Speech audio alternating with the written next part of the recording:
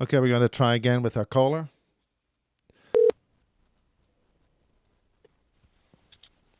Hello. Hello, caller. How are you doing? I'm doing fine. You can call me by one of my operational names, which was Eugene B. Colson. So you can call me Eugene. Okay, Eugene. Welcome to Basis 74, Part 2.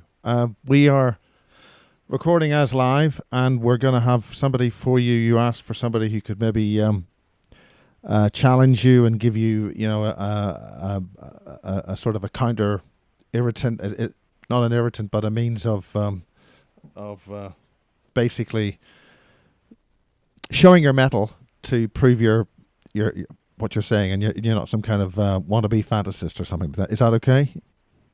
That's fine with me. The truth is the truth, and that's what I'm going to put out there. Okay. Well, let's rock.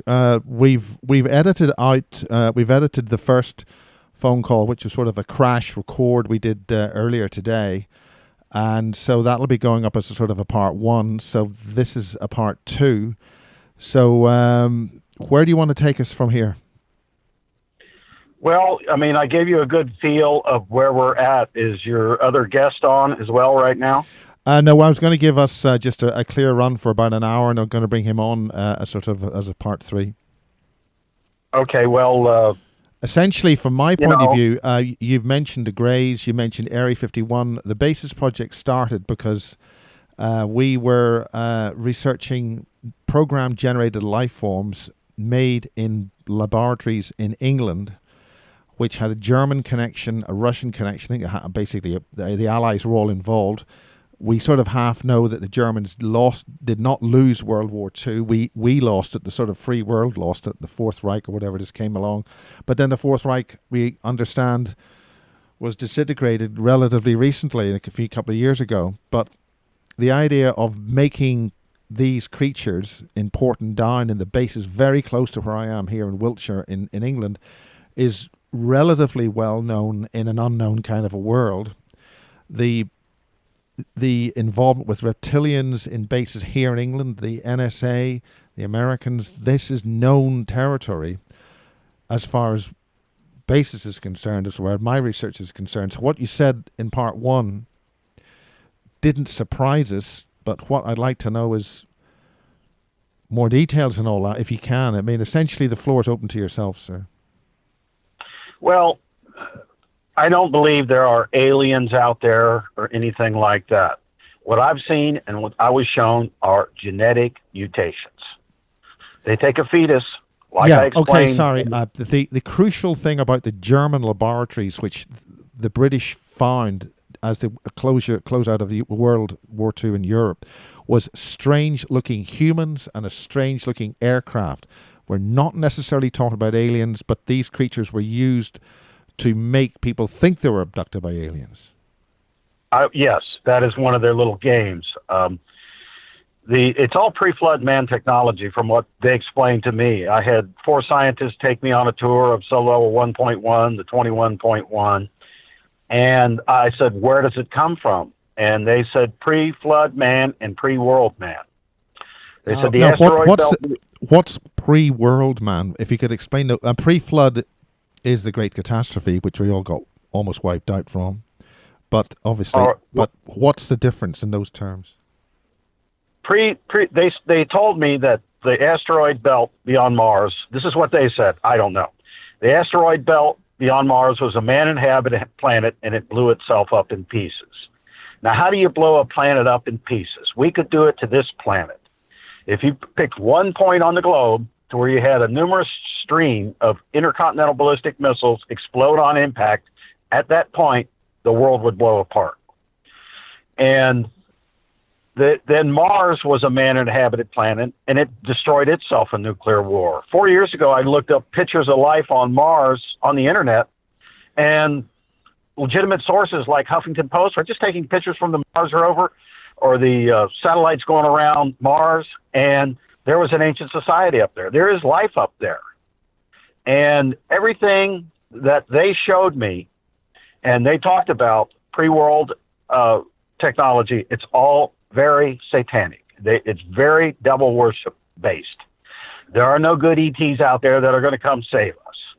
You've got genetic mutations that they create in a laboratory setting that cannot reproduce. They have to be made. And they all start out as a human fetus. And they pump in heavy metal, viruses, diseases, DNA from other animals and insects, and a radioactive material called plutonium. And with a rapid growth rate of the fetus tissue itself, plus the rapid growth rate of the cancer they're creating, combining the gene splicing, this to create those monsters. And they are monsters. There is nothing good about them. They are biological computers. They pump in the heavy metals, so you got all this crap that attaches to the proteins and genes, making a biological circuit board that they can program. And they can do the most intricate work, brain surgery, neural surgery you can think of, but they cannot critically think. They cannot invent outside the box. Do you have any questions on that? Is that because they're soulless beings?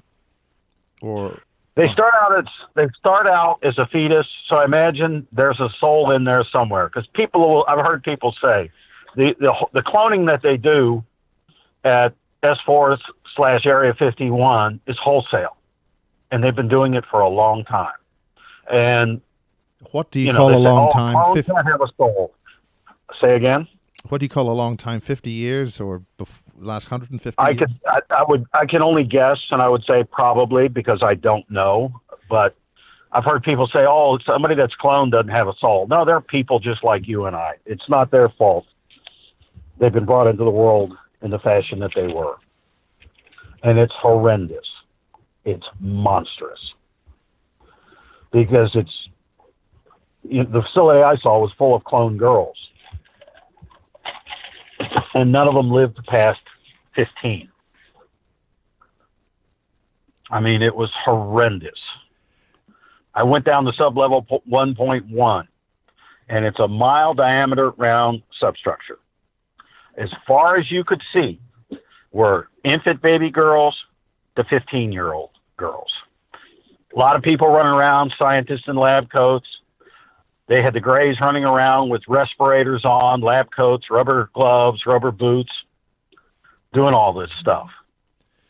And I got 4 scientists with crazy eyes. You know, if you saw that movie Independence Day with Will Smith, that crazy looking and acting scientists they had on the movie, these guys were like this. Only they had mass murderer, rapist, pedophile eyes. One guy was white as snow. And I said to him, how long have you been down here? He goes, I haven't left this facility in 17 years. And I said, what are those? Referring to the Greys. Oh, we reverse engineered those from the Roswell crash. Because if you look at the pictures on the internet of the Roswell crash, they're short and stockier with round eyes. Now the Greys have elliptical eyes. They make them differently. They said, we reverse engineered the Greys and we make them differently. We can make them more efficient than they were at Roswell, but we cannot yet reduplicate the anti-gravity devices. And well, the crucial thing about the program-generated life forms at Peasmore here in Berkshire was that they had round eyes. Well, you know, it depends on how they make them.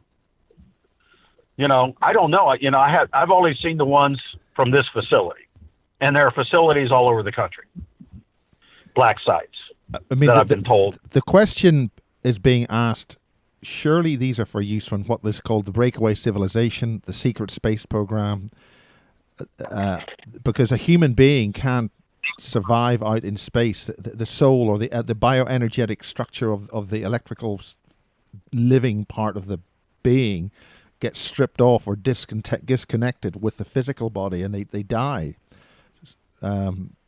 So if once you leave, the Earth's biophysical energetic structure.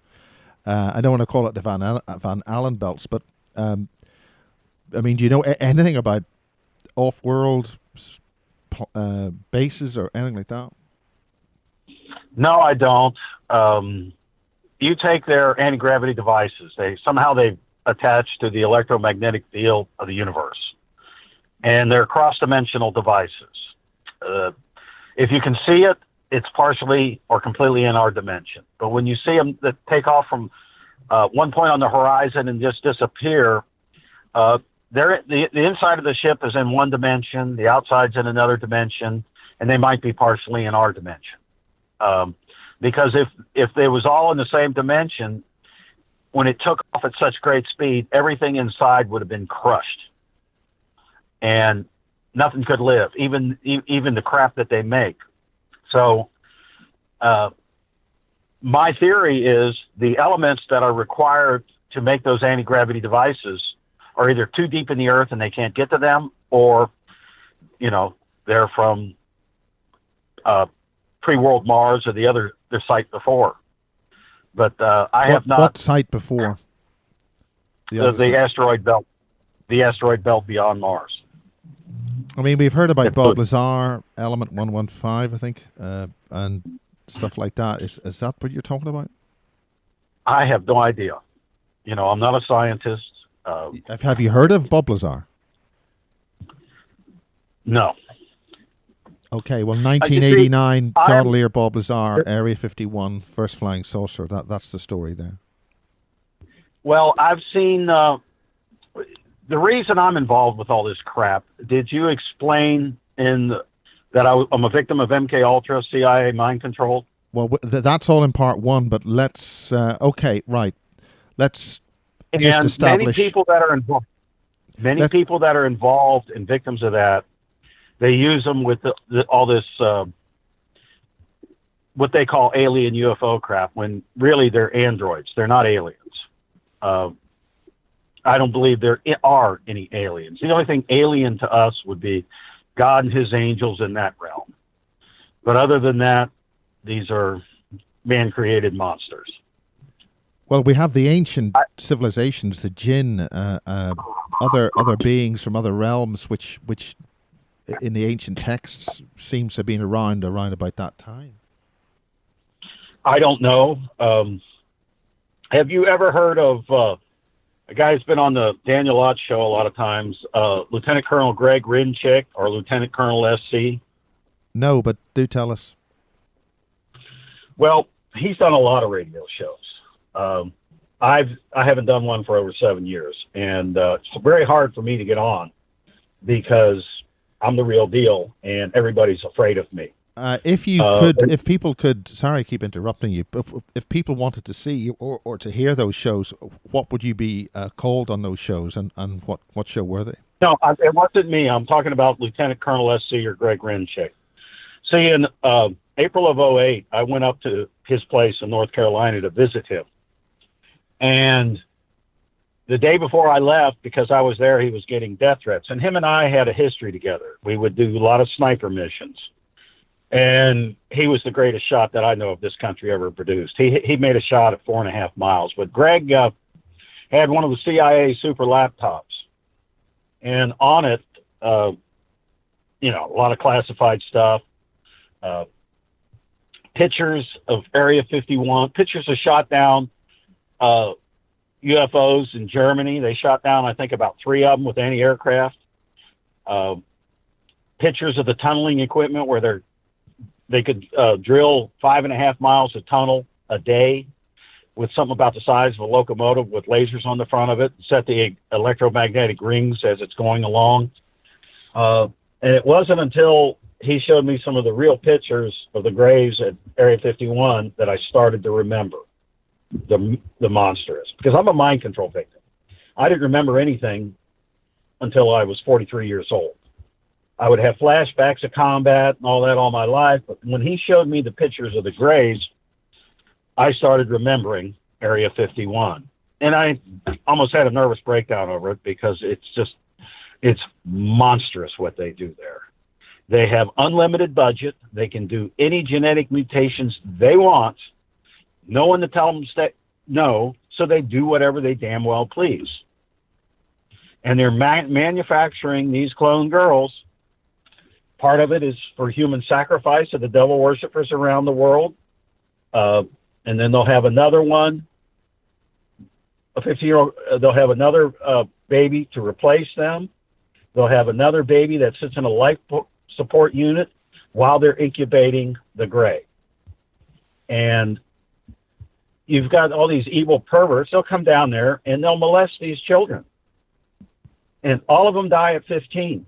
And these people don't care what they're doing because they're a bunch of devil-worshipping monsters. Are they people? And here, huh? Are they people? One of the things that John would mention, he talks about Nephilim being migrated into human beings, and he would talk about they've managed to. He was shooting and bumping them off in the deserts in 1957 with his team. He killed 3 or 4 of them in one mission. So he's saying that he was trained to. I mean, I don't want to contaminate these two stories, but and maybe I should just shut up on that. But I mean, he's saying no, that's fine. I've done some. Are we talking about the giants that they're finding skeletons all over the place about? He's saying that the original racial these lot were left behind. A lot of them were left behind and didn't survive. But those who did survive were fairly grotesque. And well, to us, and they managed to migrate into the human form and mask themselves currently as Jews. But they started out, the first human form they could migrate into were the Indians from India. And it's only relatively recently they've been able to be stable within a sort of a white European body form, and they use the cover of the Jews as that. Well, but this is not a racial issue here. This is very important. It's I don't know everything that they do, and when somebody tells me something, the only thing I can say about that is I don't know. Okay, you could discuss that with John when he's on later. Okay, continue. Well, like when they're incubating the gray, and that was first they took me down the sub-level after I was at 1.1, and I said, what am I doing here? And they said, we need new blood. I go, what do you mean you need new blood? They said, we need new blood. I said, what do you want? Oh, we would like you to have sex with as many of these clones and impregnate them while you're here. I said, you want me to have sex with these little girls? And the lead scientist he pushes me, and he goes, oh no, these aren't girls. These are clones. God didn't create them. We did.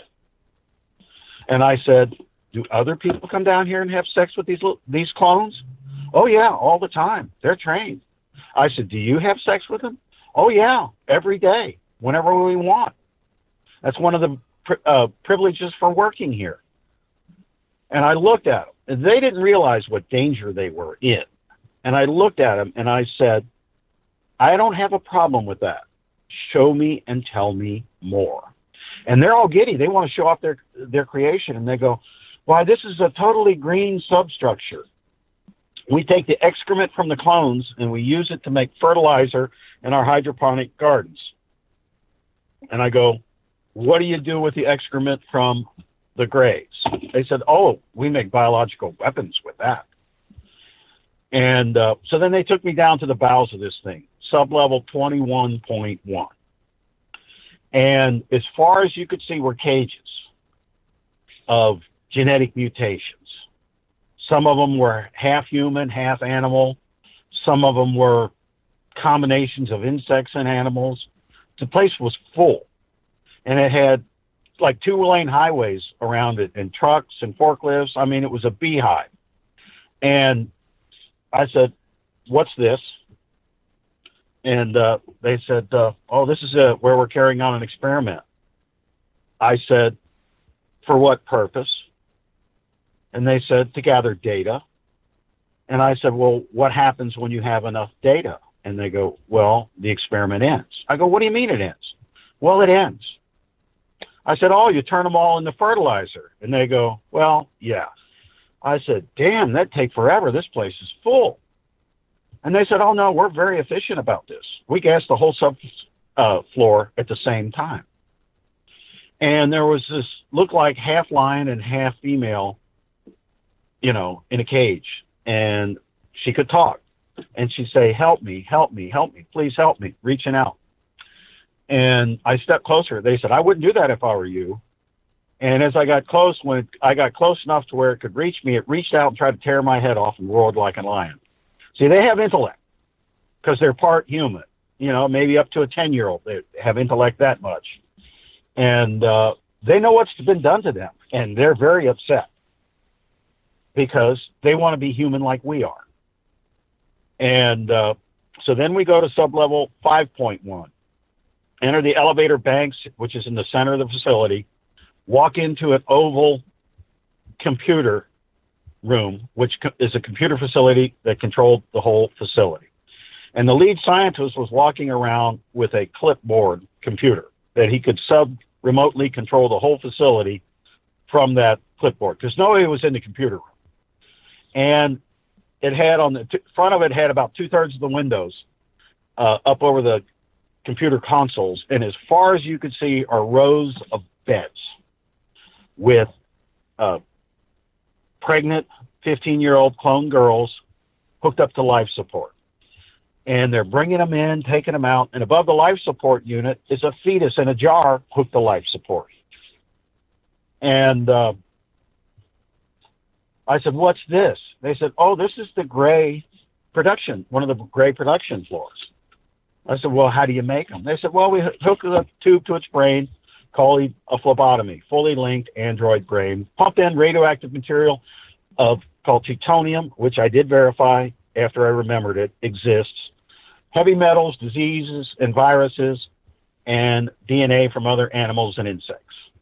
And then at 6 months gestation, they have to cut it out in what they call a sectiotomy. Because if they waited longer than 6 months, the incubated gray would try to eat its way out of the host, and both it and the host would die.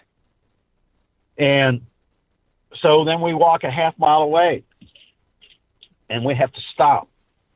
And we put in hot wax earplugs and elaborate ear protection, go through 3 doors to the nursery section. And as soon as they bring in an infant gray, they castrate it with a hot knife, put a diaper on it, and stick a bottle in its mouth with red liquid. But the screech that these things made would burst your eardrums. That's why we had to have the double protection of the ear protection. We get outside, and I said, "What was that?" "Well, that was the nursery section." And I said, "What was that red liquid in the bottle that you're putting in their mouths?"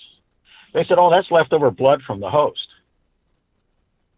And the lead scientist shoves me in the arm again. And he goes, "You should be very honored to be here." I go, "Why should I be very honored to be here?" They said, "Because you were the top shadow warrior the country's ever produced, at that time I was. And your DNA is superior to most people on the face of the planet. So we've perfected your DNA, and all those grays are made from clones of you." And I looked at him and I said, "I don't have a problem with that right now. Show me and tell me more." Well, then, adjacent to the nursery, written in blood red on a 4-foot by 8-foot door with a 3-foot safety glass window in it, above it was written in blood red, "Chucky's playpen from hell." So I go, "What's that?" Oh, they go, "Oh, that's the toddler section." So they had a camera on the other side of the wall doing a 180. And you look to the right of the room, they had these real little, the toddlers were like 11 to 18 inches tall. They weren't wearing diapers. And you had a little monkey bar on the right. In the far corner was the remains of one of the 15-year-old girls. And I go, "What's that over there in the corner?" I said, "Oh, that's one of the remains of the host." And I said, and they were eating it. And I said, "What is it doing there?" They said, "Oh, that's their food." I said, "What do you do with what's left of the other hosts when after you're done with them?" "Oh, well, we grind them up into a thing called gruel, and that's what we feed them, the grays and the other creations." And I said, "I haven't seen my picture on camera for quite a while. I said, can you control that camera on the other side of that wall to look at the window? Oh, yeah. Focus in there. I said, hey, look pretty good on camera. Yeah, I don't. Then I looked in the window and I said, I thought you said these things were all asexual. They said, yes, they are. I said, well, I see a little penis on one. And the 4 scientists are crowding. They go, where? It's over in the corner now. You have to open the door to look at it. And this place is ventilated. Because if you were to be around these things and breathe too much of their air, you can get sick from it. They're walking biological weapons. And so they open the door, and these guys, the scientists have rubber boots up to their knees, and there's a 6-foot semicircular stainless pad that was electrified when the door was open, and there was no lock on the inside face of the door. It was just smooth. There was only a lock on the outside, and alarms going off, and they all crowd in the doorway, and I shoved them all in the doorway. Oh, but let me back up a second. I forgot to tell you something. Before we left the computer command center, as we're walking out the door, I said, you said you gas a whole subfloor at the same time. I said, where are the arming switches? And they put them in 2 keys. They turned them, and the lead scientist lifts the shield on 21.1, maniacally starts laughing, and then closes it back down. They take the keys out and put them back in their pockets. 2 scientists each had a set of keys. Okay, well, now back to the Chucky's playpen from hell. I shoved all 4 scientists in the door, slammed the door shut with these keys on the outside, took out the 2 Air Force guards, and the scientists are banging on the window. Please, please, please let us out. I said, I'll let out the one with the set of keys. So I opened the door, and I knocked all the other 3 out and pulled him out. And I said, give me the keys. He hands me the keys. I floored him. And he said, I thought you said you were going to let me out. I said, I did say I was going to let you out. I didn't say I wasn't going to put you back in. So I threw him back in, snapped the key off in the lock on the Chucky's playpen from hell, grabbed the weapons from the 2 dead Air Force guards, and ran a half-mile away to the computer center. I hit the master alarm, and I said, hurry, hurry, there's been a horrible accident on sublevel 5.1. Send everybody. 21 scientists came down, 2 Air Force guards, and have you ever heard the stories of what they call the Nephilim in Israel in 2002, 2003, the ones with the football-shaped heads? I haven't heard that story personally, but do tell us. Well, you can look it up on the internet. A lot of these were seen in Israel, and they call them Nephilim. Well, these are just something else that are made. And they have football-shaped heads, and the points of the football, that would be where their ears were. And this thing was probably somewhere between for English, 6 foot that's a rugby ball, isn't it? Okay. It's an oblong. And right. And it was kind of greenish gray, and it was big and muscly, and it did not like me. And they said, what happened? I said, the scientists locked themselves in Chucky's playpen from hell with the keys, and I couldn't get them out. And so they took control of the camera, and they see it. 2 of the scientists are down, and the Greys are biting them. And if you get bit by one of these things, you're going to die a more painful, quicker death than being bit by a kimono dragon. And one was on his knees, and one was banging on the window. And they go, oh, my God. I said, send Big Muscly Gray with a set of keys. Tell him to walk fast, don't run. We had enough screw-ups here. And my foot's in the door. And as he's taking off, I pulled the 41s from behind my back, and I trained. My arms are in a V formation. I trained one on the, and I'm looking down the center, and we're trained to shoot like that. So we could shoot something that we can see in our periphery. And I had one gun on the 2 guards. I said, leave your weapons on the floor, while I was pumping rounds into the back of the big muscly football head. And the guards took off, left their weapons and ammo. All the scientists ran off to the light, crowd trying to push each other in front of them. And I took out all the 21 scientists in a very gruesome manner. I'm not going to say how I did it, but it was gruesome. I wasn't happy. We haven't shirked on the gruesome so far. So why don't you tell us? Well, I blew their knees off. Then I blew their heads off and made a pyramid of them. Then I took the keys and I armed the switches and I gassed the whole sub-facility. And before I hit the toggle on 1.1, I had a nervous breakdown. And they got Lieutenant Colonel Greg Grinchick to talk me out. And then how I got out of the facility once they gang tackled me and drugged me, I don't know. But I took the whole facility out.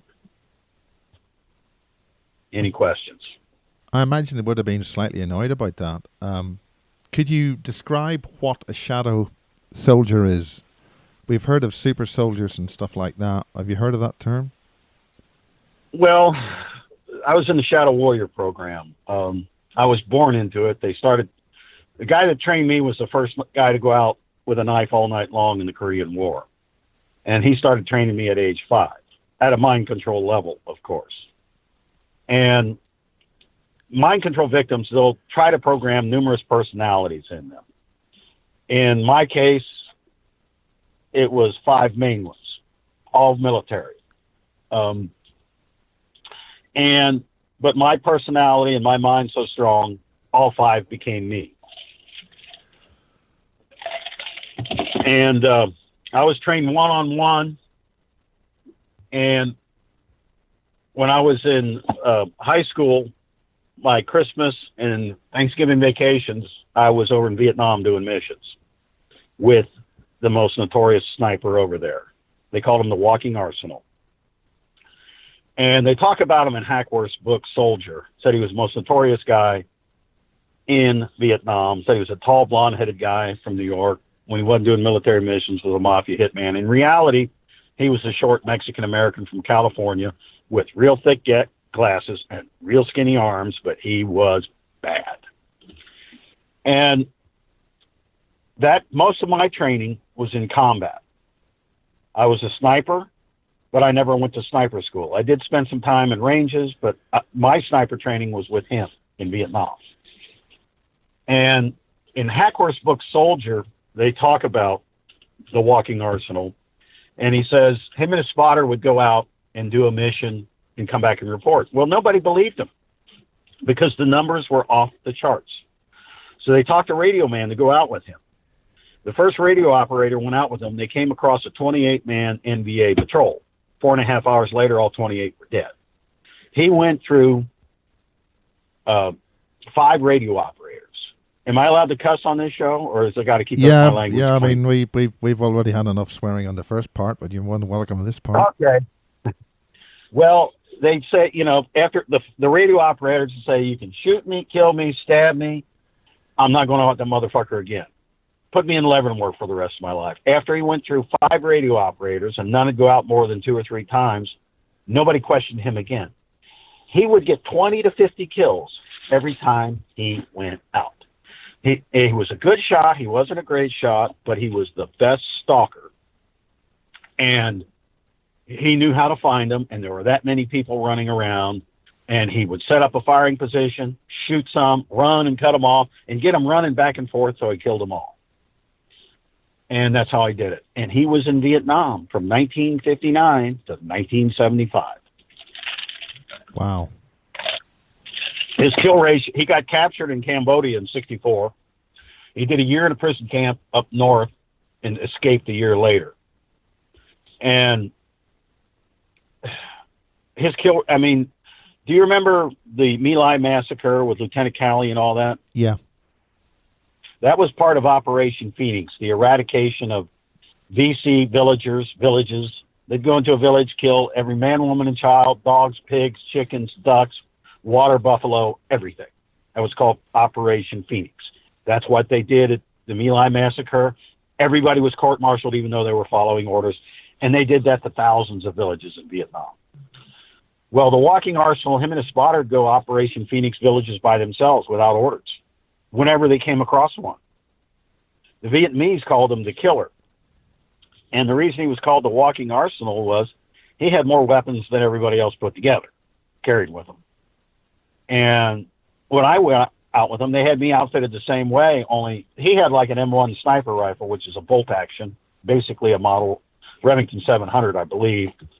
I had a Remington M16 long rifle, which fired a caliber .273, shell and casing, 5.5 inches, enough powder to be in a short 50, and it was 4'10", 16 pounds empty.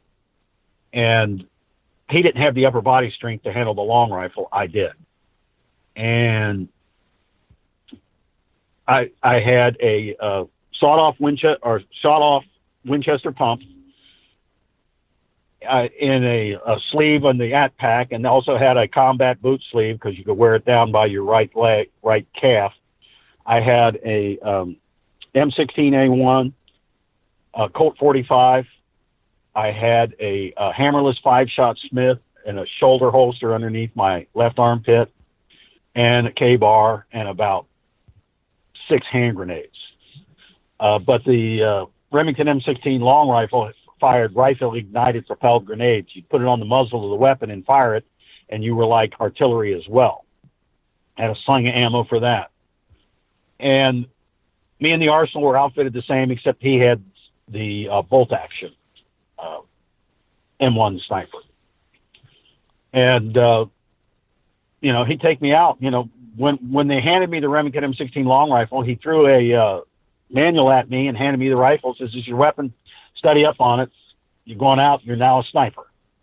And that's how I got my sniper training. And there are people in the military, regular military, that become snipers that never go to sniper school as well.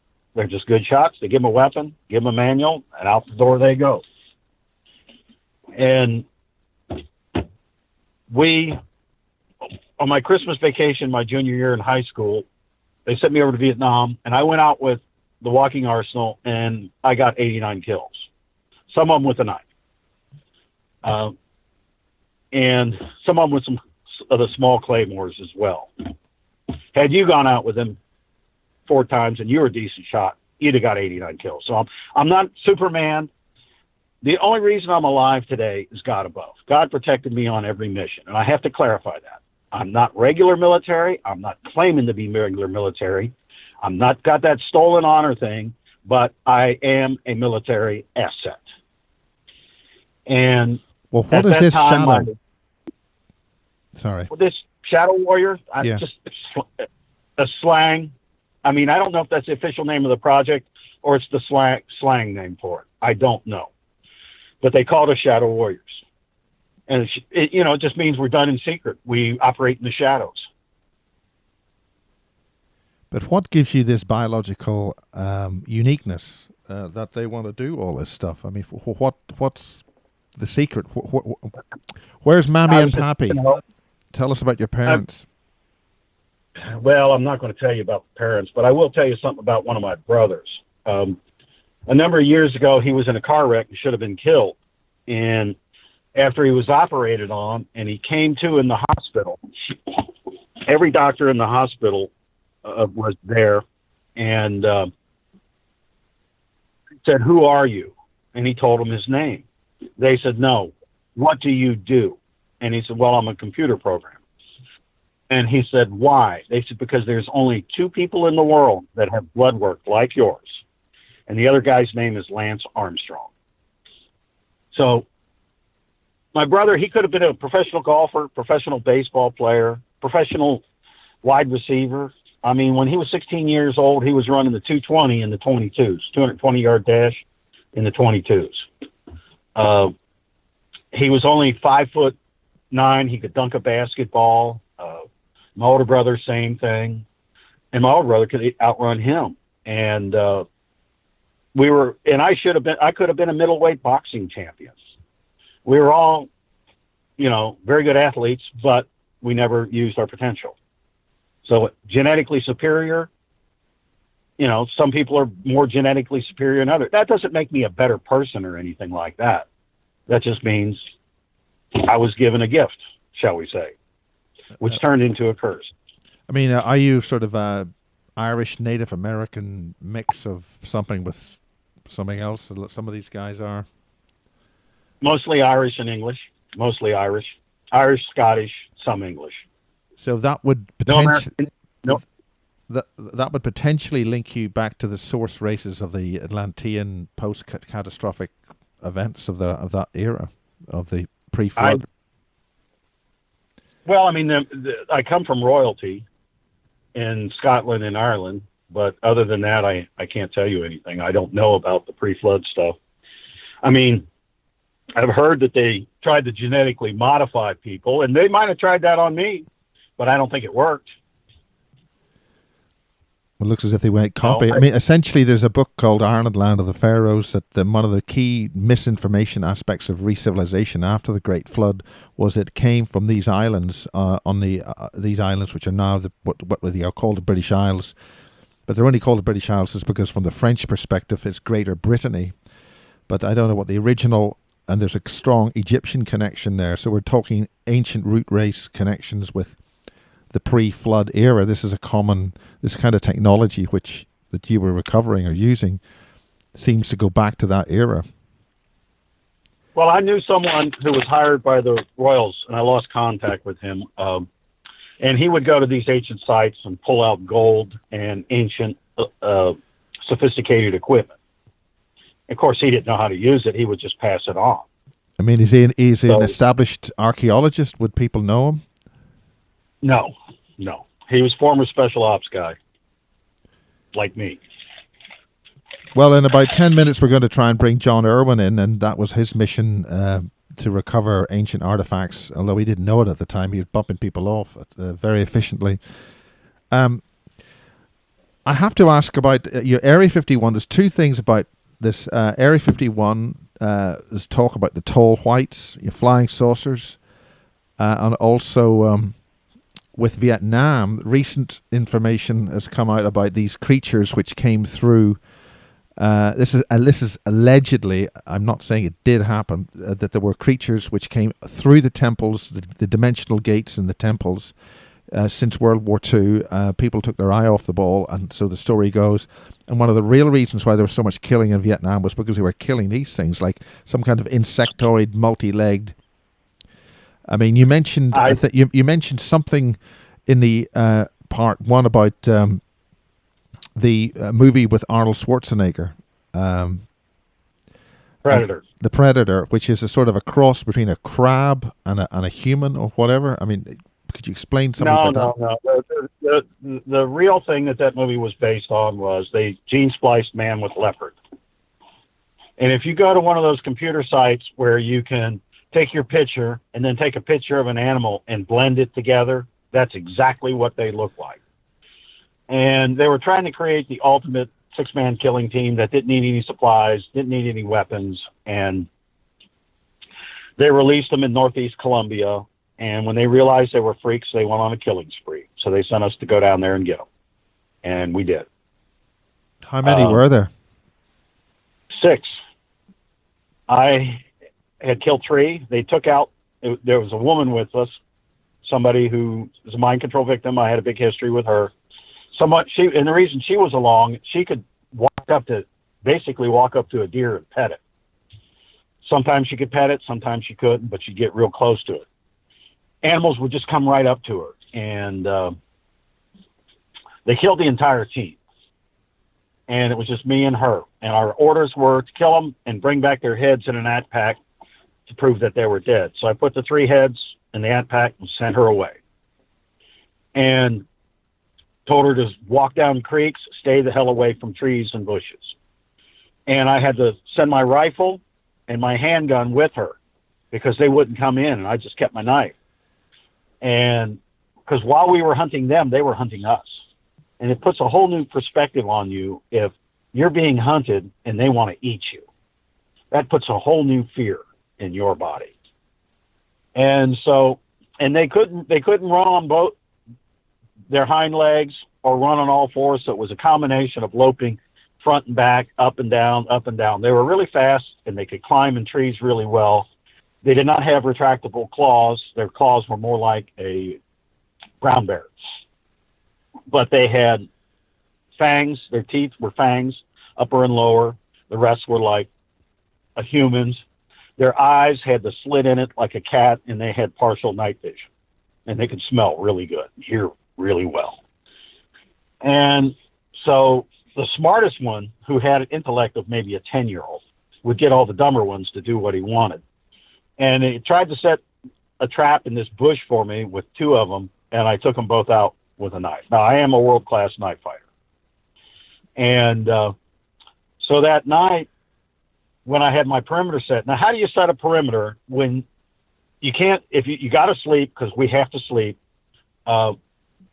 motion detectors with claymores, and you wear a headset and any large beeping, and when you sleep at night, you've got the detonator duct taped to your right hand, or left hand actually, because your 45's in the right.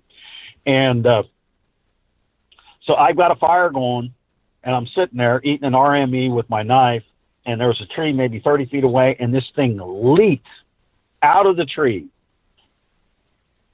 landed on the other side of the fire inside my perimeter where the claymores are, and it's sitting there looking at me, and said I could have killed you if I wanted to. And it's looking at my food, so I handed him my uneaten food, and it ate it with its hands, and I lit a cigarette, gave him one, and he was choking on it. Are you talking about one of these lion creatures? Huh? You talking about one of these Yes, yeah, he could talk. They had intellect. He had an intellect of maybe a 10-year-old. And it's sitting there, and when it would breathe, it'd kind of have this, and talk, it would have this rattle in its voice like a cat, because it's 50% cat. And, and I said, well, I'm sorry for killing your friends, but you went on a killing spree. My advice to you, if you want to live, to go to the deepest part of the jungle ever and never come out. And it says to me, they're better off dead. And I said to it, then stay the hell away from man if you want to live. Other than that, I'll come back. They'll send me back. And it gets up to walk away, and it looks at the claymores and the detonator in my hand. And so I put the detonator down, and it turns and says to me, he says, you can sleep here tonight. I won't bother you. And it left. As soon as it left, you talk about packing up and getting the fuck out of Dodge. I ran all night long, scared the living shit out of me. And I was told by another Delta Force operator that they sent him down to get it. And it's, at the time I was around it, it was about 5'6", 5'7". But he said when they killed it, it was over 6'6". So there was a young one when they sent him out there with me. But that's what that movie Predator is really based on. It seems as if the only problem was that they didn't know how to control them or train them. I mean, it seemed to be a fairly good idea.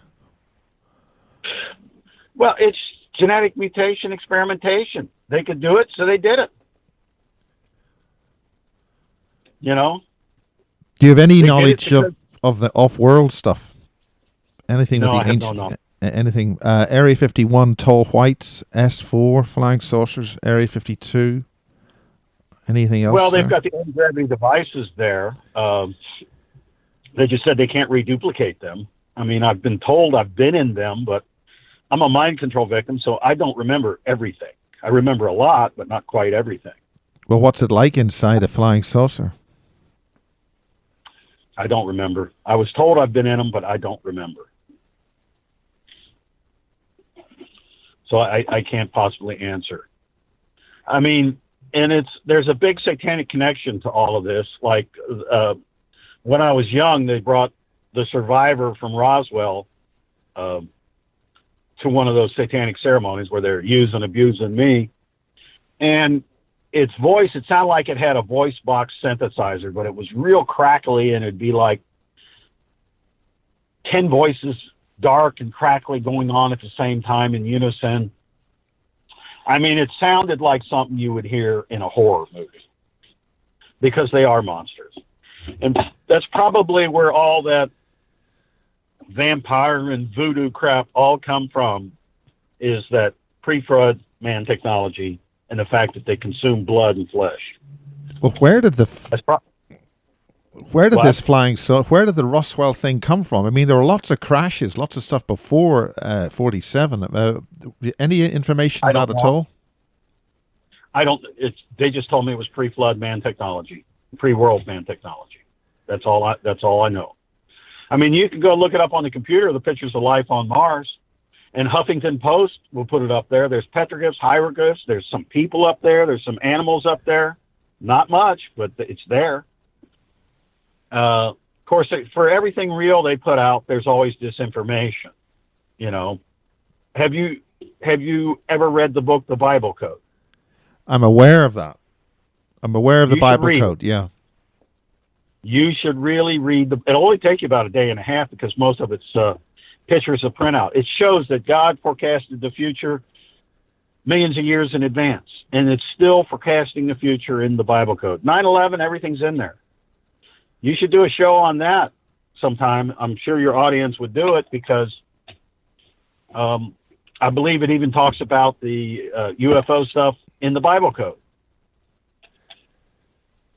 But everything in this that we're going through in life and everything, there's an end time scenario tied to it. And part of their plan before Jesus returns is there's going to be a UFO invasion of the earth. It's going to be their people and their things doing it, making everybody think that we're being invaded from outer space when it's really going to be coming. Yeah, that's something that Stephen Greer in his earlier days would talk about, the fake, and Werner von Braun would talk about that. Dr. Carol Rosen was referring to that, the fake ETs. Well, I mean, they're androids. They make them. They can't reproduce. I mean, when they make these things, with very few exceptions, they're sterile. Like a mule, yeah. Unless they're mostly man, because they'll make some that look like you and I, but they'll be genetically altered. I mean, if you look at the Bible, when it says Noah was pure in all of his generations. That means everybody else had genetically altered themselves. I had a friend, his name was Stig Erlander. He had a couple doctorate degrees, and one of them was in biology. And he got his hands on some pre-flood man DNA, and he analyzed it. And he said they were similar to us, but genetically different. And he told me that he thought pre-flood man had genetically altered himself. And he told me this many years before I realized I was a mind control victim. So, and that's what they're doing now. I mean, look at the implants they're doing in Japan just to play video games. They've been doing that for 20 years. Well, there's Elon Musk. He's talking about neurotech. Humanity faces existential extinction unless they join up with his company, which can unite the brain with cyborgs, will make us into cyborgs. The 2045 group, they want to make us into cyborgs. Yeah, I've heard and read about it, but to say I know anything other than what I've heard, sources like you, I can't answer that. I'm sure that's part of the plan. And I've been told they tried to genetically modify me, but it didn't work. So I don't know. Okay, any talk of we got to talk about Nazis, and the other thing we got to talk about is a black sentient fluid, a black goo, of anything about that sort of stuff. All right. Well, I did a mission when I was 15 years old called Alice in Wonderland over in Laos. We went to I think it was in November of 72. We went to a prison camp in Laos, and we had the rabbit hole action. We were ambushed by over 400 Laotians and had a big battle, and we killed damn near all of them. And one of the guys there that was Special Ops Advisory guy, if you looked at him from 20 feet away, he looked like he was 25 years old. When you got up close to him, he was in his early 50s. He was a former SS guy, and he was one that they were using to set up. This was basically before Delta Force. Charlie Beckwith, who founded Delta Force, was on this mission, and he was trying to set up Delta Force. Could you explain what Delta Force was or is? Well, Operation Delta in Vietnam was a Green Beret operation set up and run by Charlie Beckwith. Delta Force took the name Delta, and Delta Force is the American elite Army killing team. And I'm not a Delta Force operator, but I am a Delta Force asset. And I was first Delta Force team, and I was a first SEAL Team 6 asset as well. But I'm not a Navy SEAL. I did go through BUDS partially, but not completely. And, you know, they've had a whole army of people trying to discredit me. Like in 2004, I went down to a bar that Force Recon guys go to from Pendleton. And I went in there, and the guy who owned the bar was an instructor at Force Recon. And I told him who I was. He was very nervous. I wrote down my operational names and said, I'm trying to get help, trying to get benefits in retirement. And he says, I'll call you, I think it was Tuesday, because I think the 4th was on Monday. It was that weekend, the 4th. And then so on Tuesday, rather than getting a call from him, I got a call from AuthentiSeal, which was an outfit that would debunk people who say they're Navy SEALs. And this Chief Petty Officer Hicks, he calls up, and I said, this was my Naval SEAL operational name. And he said, when did you go to BUDS? I said, class of 99 and 76, starting phase 2, which is underwater. He goes, then you're not a Navy SEAL. He said, you didn't go completely through BUDS? I said, no, I did not.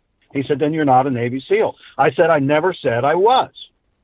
I said, have you heard of SEAL Captain Eugene B. Colson? He goes, no. I told him, I said, I do not believe you because I have yet to meet a Navy SEAL who has not heard of Captain Colson. He says, well, there's an admiral I know with security clearances all the way up. I'm going to call him, and I will call you 1 week from today. I said, you're going to call me? Yes. I said, can I have your number? He says, no, we call you. You don't call us. They never called back. So I had sent AuthentiSeal a shitload of classified information. I said, you're going to debunk me? You want to call me a fraud? Here's this, this, this, and this. And I never heard a word from them. I mean, they have sent a whole army of people to debunk me. I had a confrontation with somebody a few days ago, called me a liar and a fraud. I said, okay, if I'm a liar and a fraud, I said, would you like a schematic of the Aurora Project power plant? He goes, no. I said, if I'm a liar and a fraud, how do I know about that? He says, well, I know former Navy SEALs and Force Recon personnel, and they said you're a fraud. I said, oh, really? I said, when can I meet these gentlemen? I want to meet them face to face and let them tell me I'm a fraud. He goes, no. I says, would you like my phone number? I kept offering my phone number. I says, have these people call me. Wouldn't take my phone number. Well, I mean, we're going to be face to face now with John Irwin. He's British, and he's the closest we've got to a sort of a soldier in that kind of level. And we're going to bring him on, hopefully, and you're going to have a chat. If that's going to work. I haven't done a phone call before. I think it's dialing. But this is okay. I can stay on for 1/2 hour more. Okay. I've got to take care of something. Yeah, I'm coming on now. Right, well, John Irwin, we've got Eugene, is that correct? Eugene B. Colson was my Delta Force and SEAL operational name, yes. Okay. Well, hello, John, can you hear Eugene? Yeah, I can hear you. Eugene, is it? Yeah, that's the Hi, name. Eugene. Eugene with you. And this is John Irwin. And you're Hi both... there. Good evening, John. Good evening, Eugene. You can hear each other? Yes. Does John want to ask me questions or anything like that? Or how's it? Well, if you want to just explain who you are to John, and then if you I don't know who you. Yeah, I don't know what you do or who you are or why you. Why I'm a victim of MK Ultra. I'm a victim of MK Ultra as part of the United States Shadow Warrior program. I have 5 operational names with 6 different groups. I'm the guy that figured out the Aurora Project power plant. I'm the guy that figured out how to make a sniper round go 6.5 miles.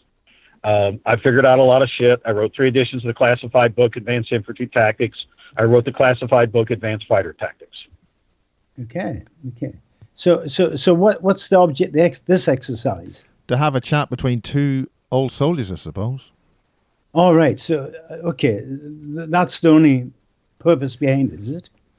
Well, the topic of the conversation up to this moment just is that Eugene wanted to, he suggested in our first chat that if there's anybody I want to bring on to have a chat about this, You've done Eugene's done military operations in Vietnam and other things. He's done special forces. You've done special forces stuff. Special operations. John did special operations in the 1950s, and also ultimately the 16 recovered some ancient information, and there's some tie-up with what Eugene's connection has with some ancient information, pre-flood stuff. So maybe if you want to have a mutual chat, I'll just keep quiet and you guys can talk. Okay. Well, Yeah, Eugene. Miles said that you would recover ancient electronic devices over in the Middle East. Yeah, there were the two objects we recovered were approximately 8 inches long, half an inch thick. They were green in color, looked like some form of glass or see-through plastic. We retrieved them from a place called Jarabah, which is not far from Mount Hermon. This is just north of Israel, Jerusalem, and it's the far east of Lebanon. We recovered these two objects, and they were disposed of. Disposed of. They were taken away. I don't know where they went, but apparently advanced technology is what it was all about. Apparently there was 6 of these objects. We recovered 2 of them, and the information that was on these 2 tablets, you could only get a certain amount of information off the 2 tablets because you needed the other 6 and the key together in some way. I don't know a great deal about them other than that they held a lot of advanced technology on these 2 tablets. Now, I've been, like Miles is going to bring out on the shows, I've been down to portions of Area 51, and they showed me how they make the grays. It's all pre-flood man technology and all that type of thing. Okay. Was there any evidence of bodies or anything like that around there? Mummified bodies when you found that stuff? Well, we didn't actually find it. We raided a compound to retrieve them. Okay. You see, so there was quite a few armed soldiers there. There was, I don't know, maybe there's a common word here, John. Nephilim. Okay, yeah. Well, again, I was only 19 at the time, and I had no idea really what it was all about, other than that I've been trained in a special way. In other words, I've been programmed with a certain amount of specialized combat. And also, I was in a program which helps you to overcome or control your fears. Because, as you know, fear is one of our biggest problems, in the face of, in the battlefield. So let's get back to we did 4 operations all told. Until the last one, which was called Jarabah, I had no idea that we were looking for these 2 tablets. Is everything okay? Is it still on there? Yeah. Okay, I just heard a noise there. So on the way to Jarabah, we had to cross the River Jordan. When we got across the River Jordan, about half a mile across the other side of the River Jordan, I saw 2 objects, which we call flying saucers now. I had no idea what they were at the time. I hadn't seen anything like it. These 2 objects were really large because they had to be over a mile away from where I was. They were enormous. No sound appeared to come from them.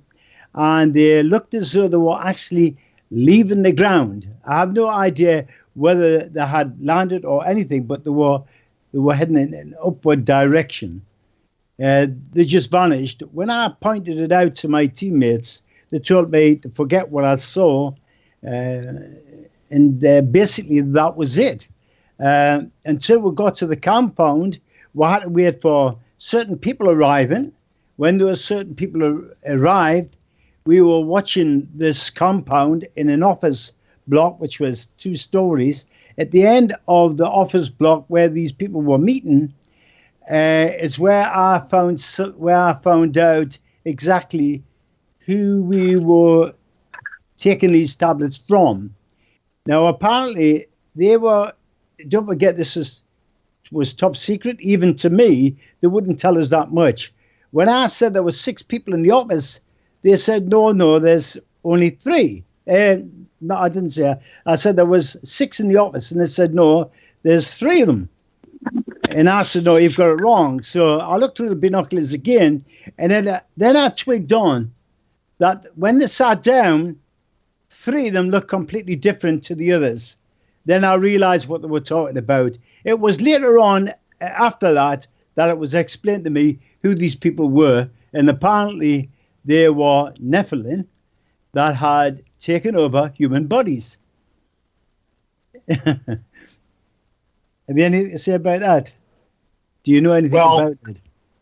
I've seen the ones with the football-shaped heads, your rugby-shaped heads, with their ears out on the points. And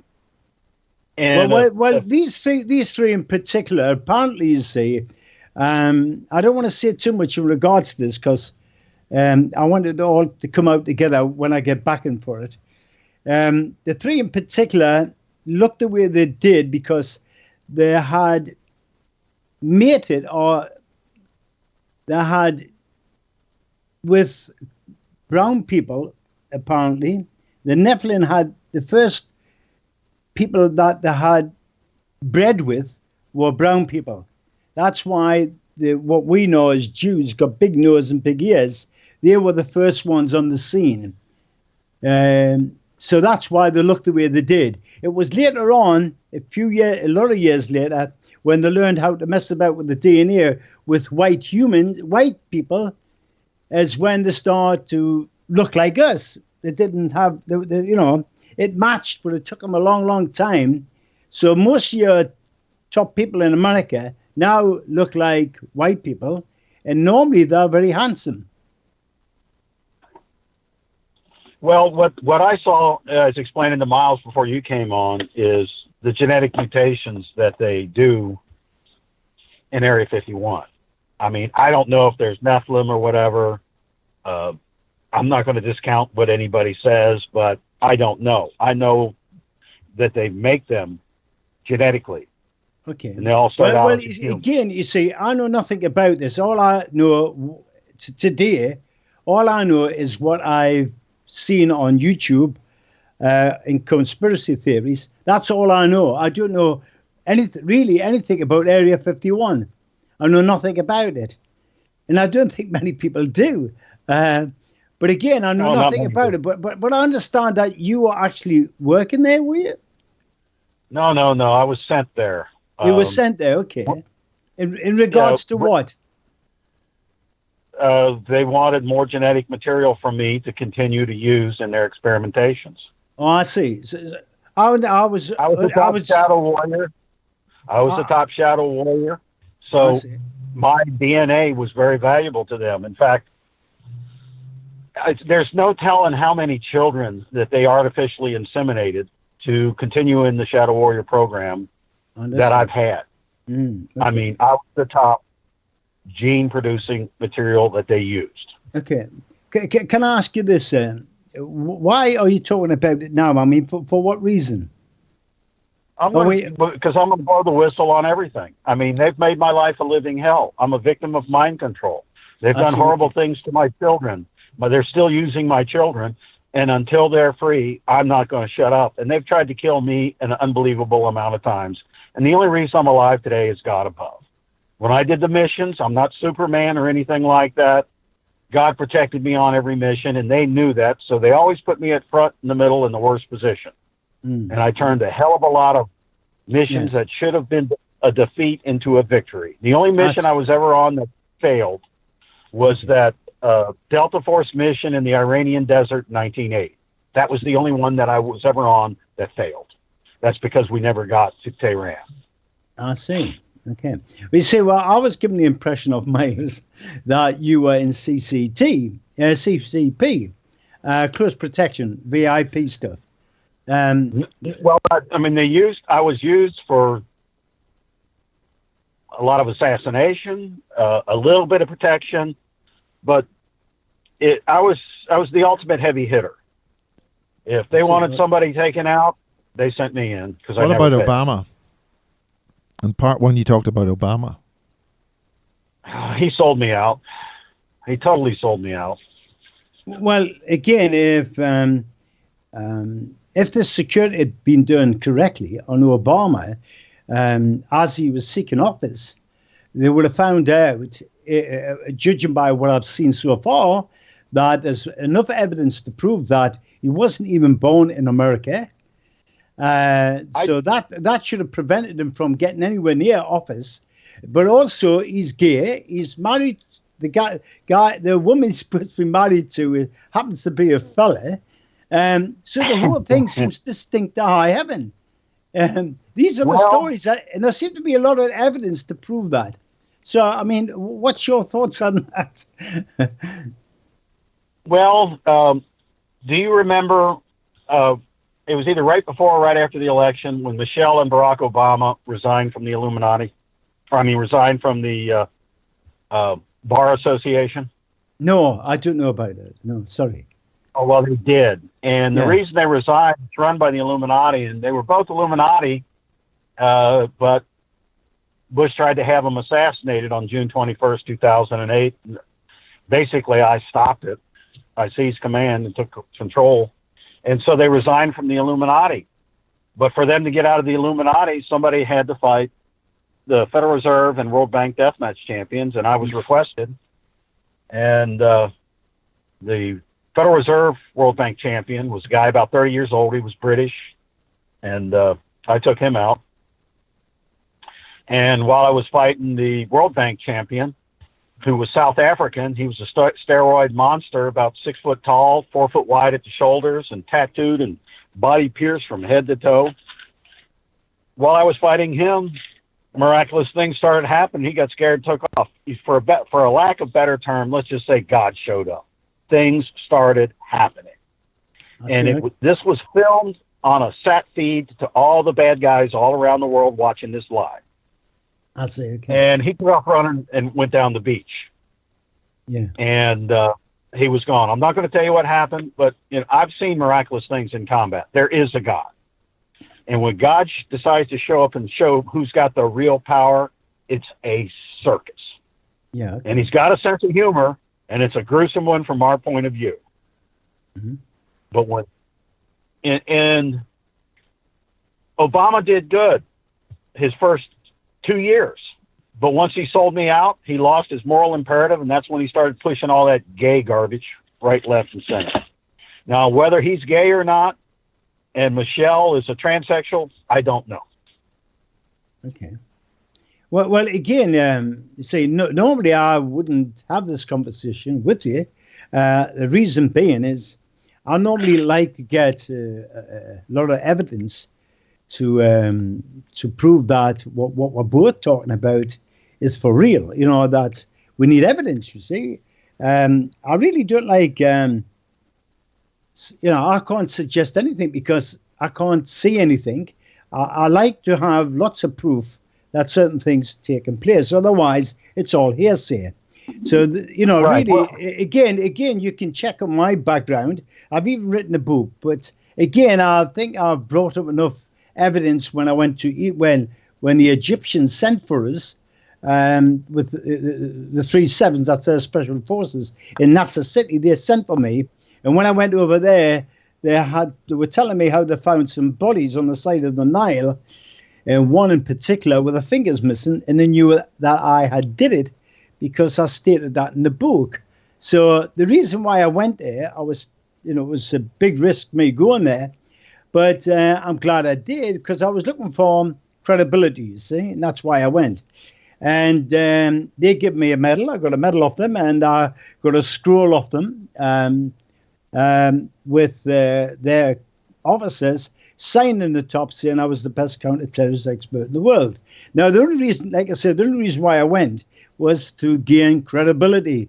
I also they sent us to South Africa to see the South African police, and I've also had special forces over here, SAS, coming up to buy me skills, which I got a contract of them, but I refused to sign it. Again, I was only after credibility, you see. So I went to a great deal of trouble over the last few years trying to gain some kind of respect and some kind of credibility. And that's why I did what I did before I start coming on to shows like this. Again, so normally I'm not saying what you're saying is wrong or not right in any way. I'm just saying normally I like to know what I'm talking about. I like to get a lot of information from you, documented evidence, or any kind of evidence that would back up what you're saying. Now, I'm not saying what you're saying is not true. I have no idea. That's where the problem lies. So therefore, I really can't question you on what you did because I know nothing about it. You see, so that's fine. When I started remembering all this combat and all this stuff, I went and investigated myself, and I find military special operations personnel and find out if the battles took place. Yeah, I filed a claim with Congressman Dreyer's office in 2003. I spent 40 hours with Colonel Joseph Smith, who was head of the VA in LA in 2003. He knew who I was, knew how the program worked. He tried to get me benefits in retirement. I filed a claim with Congressman David Dreyer in California. His aide, David Olivas, knew who I was before I walked through the door, knew how the program worked. They did nothing for me. I met Congressman Dreyer. Then I filed a claim with Congressman Micah's office in Florida in 2006. His aide knew who I was before I walked through the door, knew how the program worked. They did nothing for me. I would take names of people and phone numbers that I would find that knew what I was talking about, or people that actually served with me to the congressman. And well, see, I could get nobody to... Well, sorry. It's I thought you were finished there, you see. The whole object of the exercise is, I take it, that you're trying to get something done about what's taken place either in Area 51 or what they've done to you in the past. Before any of us can do anything about that, we need to get some evidence on this. Once we get the evidence, then it's not hearsay. The problem is the government doesn't let any evidence out. What they did with me was criminal, and the way they used me was criminal, and they don't want to admit it. I mean, Reagan put classified laws on the books that I have to get full military recognition and benefits in retirement, and it's in the 28th classified constitutional amendment that he created on 12/6/86. It's called Total Protos Protocol Override. And when I moved, the local congressman, I filed a claim with him when I moved up here, and a week, and his aide played stupid, but he was scared to death talking to me. And a week later, I get a certified letter from the congressman's office stating, "Oh, we checked the military records. You were never you were never in the military." Okay. And I told him, have you still got that evidence? Have you still got it? Well, I've got the certified letter. Yeah. I contacted him and I said, I never said I was in the military, but their whole game is to keep saying the same thing. I understand. We have no records of you being in the military, but I never said I was. I see. But that's all they want to answer. I see. Okay. So where did you do your training? You must have did some training in regards to if you did some I was trained one-on-one by the first guy that went out in the Korean War with a knife all night long. He started training me at age 5. I did missions in Vietnam in high school. I went through jump training at Fort Campbell, Kentucky, advanced condensed jump training over between Christmas and sorry, New Year. What does that mean? Sorry, say that again. I did my jump parachute training. Okay. jump school at Fort Campbell, Kentucky, between Christmas and New Year's of '75. I was the only one in the class. My first organized training was Bud's class 99 and 76, starting phase 2 underwater in Norfolk. I see. So these jump training you were doing was all the static line stuff, is it? Yes. I mean, later I did a lot of, when you do special operations jumps, you're doing square shoot, which is very easy to steer. Yeah, I understand. And I did skydiving for 7 years. Yeah. You do any square shoot jumping? Yeah. Of course. Yeah. Like I said, this is a long time ago, but I did it with Northern Parachute Center. I didn't actually do any in the army. I did some static line stuff in the army with what you call off towers, just in case we needed to be dropped in anywhere. But my actual skydiving I did was done up here by a guy called Trevor Dobson.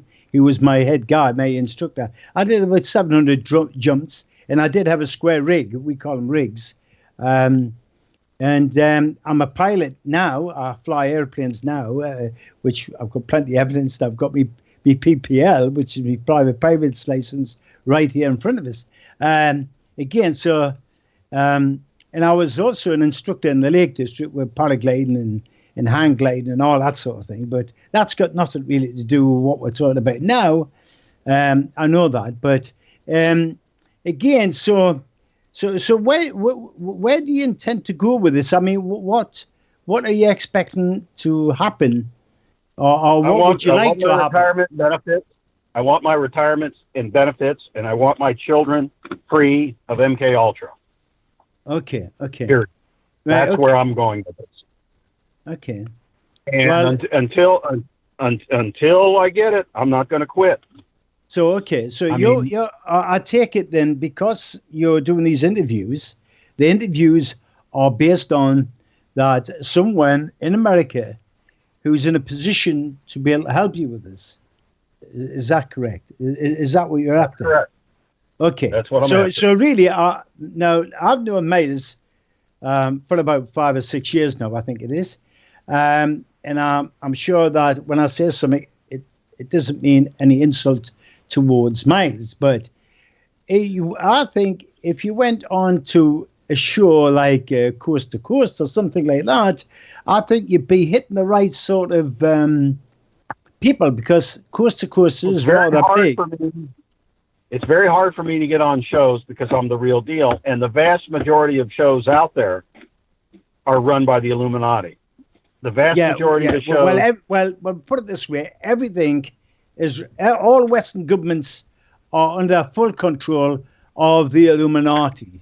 All of them. They're all fully, every government in every country, from your country to the whole of Europe, is under full control of the elite in every level of government. And I mean right down to the schools. And it's taken them a long time to do that, but that's the position you're in now. So no matter what you say or do, obviously, if you're marked up, they'll know exactly what you're saying and when you're saying it. Again, I'm monitored 24/7. I've in the past several months, I've gotten 5 warnings. Okay. What level of threat are you to these people? Listen, have you been hearing of a lot of these Illuminati guys dropping dead of pancreatic cancer? No, I haven't. No. Well, they are. God's out of his box, and he's dealing with them. I see. Okay. And they're afraid I'm going to do something in the future. That's what they're afraid of. I'll just leave it at that. And what am I threat to me? Level of threat? I'm probably the number 1 target in the world. I'm probably their number 1 target in the world. Okay. How old are you? I'm 60. You're 60. Okay. Yeah. So. They had me arrested and locked up for 6 years on trumped up lies and bullshit to put me on ice. Mm-hmm. I mean, they have tried to kill me. To say it hundreds of times is an understatement. Okay. The only reason I'm alive today is God above. And I'm sure you've had similar experiences in your combat situation where you know you should have been dead. Well, again, you see, what we did and the way that we did it is, I don't know how to put this without sounding rather arrogant. And I was trained not to fear too, so I know what you're talking about. I was trained not to fear combat, but I would have nervous breakdowns afterwards. But in combat, I was Again, everything was calculated with the 16. The 16. Now, I work with a group of 4 people plus Ken, which was the 5th. He was what I used to call him the carrier. He used to bring me information to whatever target we had to take out. But the other 6, the rest of them, the other 12, I hardly very, very rarely saw them. They were sort of intelligence. They were operating in various different countries. So my team, when we went to whatever country we were going to get whatever we were after, it was normally set up for it in such a way where we didn't have to carry a lot of materials with us, like guns and things like that. We picked them up when we got there. There was always what you call drop-off points. The only risk we took was actually getting there. And most of the time we used the Sycamore helicopter, which at the time was called a hack, and a hack is known in England as a taxi in London. So these airplanes were used quite a lot, these helicopters, and because they were used quite a lot, is why we used them. You see, so that's what got me from Cyprus, which was down to North Africa, which is Egypt. In Cairo. So again, our 16, most of them were acting as intelligence. They were there and they covered our back, so to speak. So when if things did go really wrong, we had backtracked everything. We knew exactly what to do, and we'd have people that would pick us up. You see, so that's roughly how it was maintained. So that was. Sorry. You take all your special operations, and it's basically designed after the British design. Well, again, you see, if you take the average soldier, even our special forces, I've got evidence, lots of it, including pictures of their officers, wanting to get the skills that I've got. I've got the contract right here that they wanted me to sign. So obviously the skills I had was superior to what they've got. Otherwise they wouldn't have been here and they wouldn't have been trying to get these skills, you see. So again, sorry, there seems to be... I've done joint SAS missions. Yeah. Like during the Falklands War, remember when the Gurkhas were up on that mountaintop cutting everybody's head off? Well, again, you see... I was with them. I was with them. Well, put it this way, I'm about 20 years older than you, so I wasn't there. I'm just talking about historically. Occasionally, the United States would do joint missions with SAS. Yes, I am aware of that. I am aware of Bravo 20 and the one that ran away. I understand the operations were pathetic. They had no idea what they were doing. The panic left all their gear behind, and the SAS didn't even know it got cold at night. One of them died in Bravo 20 because of the cold. So that's how clever these people are, that they had no idea that it got cold and one of them died. It was a right mess. The last mission I did with SAS was a joint mission. We were hitting some kind of nuclear manufacturing facility in Siberia, and I was rear perimeter commander, and the assault team, when they set the safe directional charges off in the building, they had a secondary explosion, and I was in one of the guard towers, and a big chunk of concrete knocked the guard tower over, and I sprained my knee to the point because we had to snow ski out of there, cross-country ski. It was like 65 below, and I couldn't do it. So their way to get me drunk was to put a Russian uniform on me and get me so drunk on vodka I couldn't talk. And then when we go through the checkpoints, they'd tell the Russian guards, they said, oh, he's drunk. Every time he gets drunk, he thinks he's an American. So that's how they got me out of there. I see.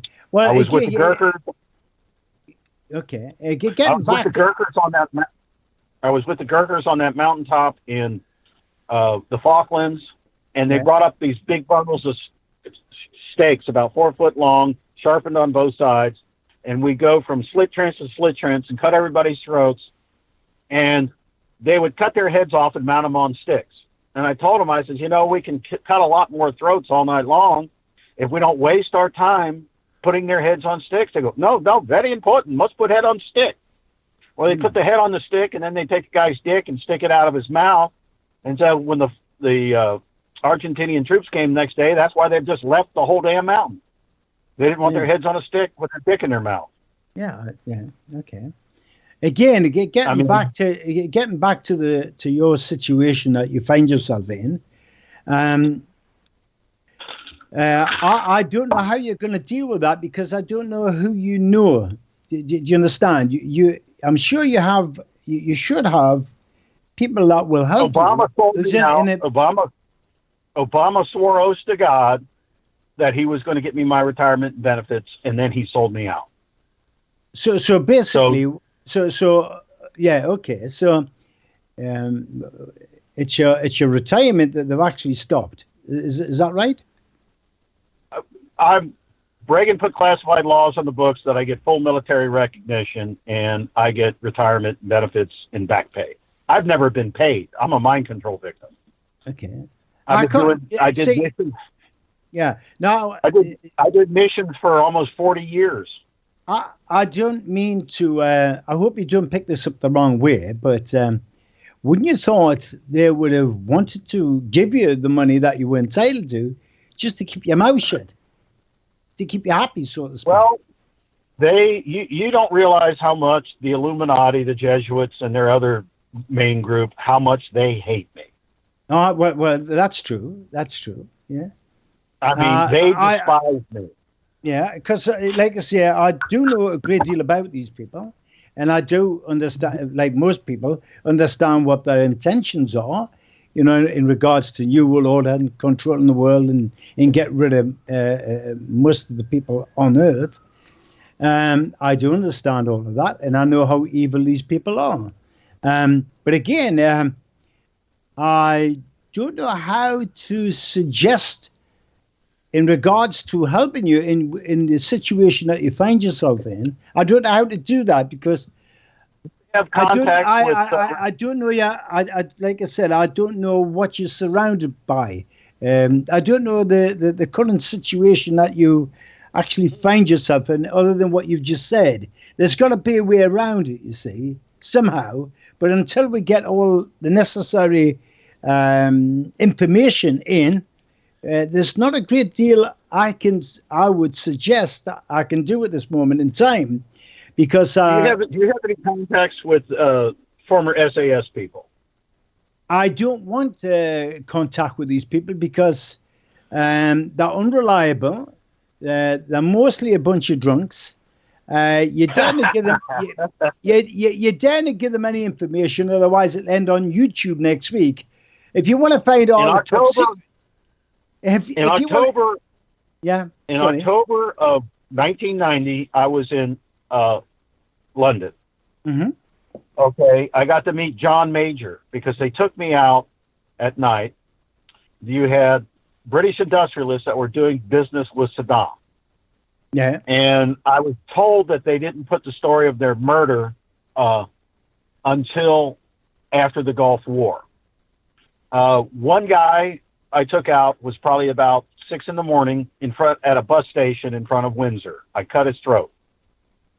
I believe he was wearing a brown overcoat. Another guy. How long ago was that? October 1990. Okay. 1990, 27 years ago. I see. Okay. And I had met John Major on that one. Before he became prime minister, he had red hair, glasses, and as long as you weren't good friends with, Ted Heath at the time. SAS, big blonde-headed guy from SAS was my backup, and he was supposed to kill me if anything happened. I see. Right, that was my backup, and they just drove. They took me on the tube, and I asked this guy in a gray. Oh, I believe it was gray. I might have the overcoats mixed up at each location. Asked him his time, and when he looks at his watch, I cut his throat. And that was about 5 a.m, somewhere on a tube platform. Mm-hmm. And then they took me another night to a location where this guy had this British tutor, and I went in the house, and I just sliced and diced him and cut off all his fingers so he couldn't call for help, and castrated him. And that was about 3 a.m. somewhere in London. Okay. And he was probably about 60 years old with grayish dark hair,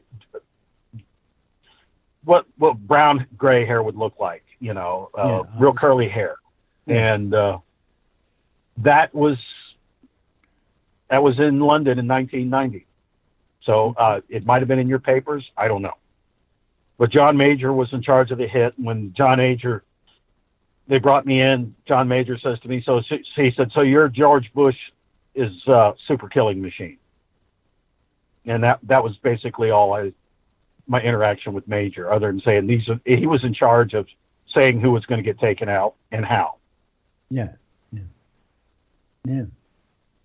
Listen, I've got to take care of something, and I've got to run. Okay, well, thank you very much. Thank you very much, Eugene, and thank you very much, John Irwin.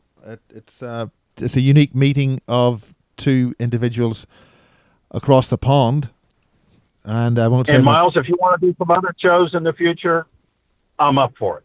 Okay, well, let's see how we can progress with what we've done so far. Thank you very much for both of you for sharing some stories, and of course, we haven't been able to exchange the detailed information, which maybe in the background might help on both sides. And my life is on the line on this stuff. Yeah. I mean, I'm not making a dime off of this, and my life is on the line with this because they've tried to kill me many times, and I'm sure they'll try again. So it was good talking to you. Nice to meet you, John, and have a good day. You take care. Thank Bye. you. Thank you.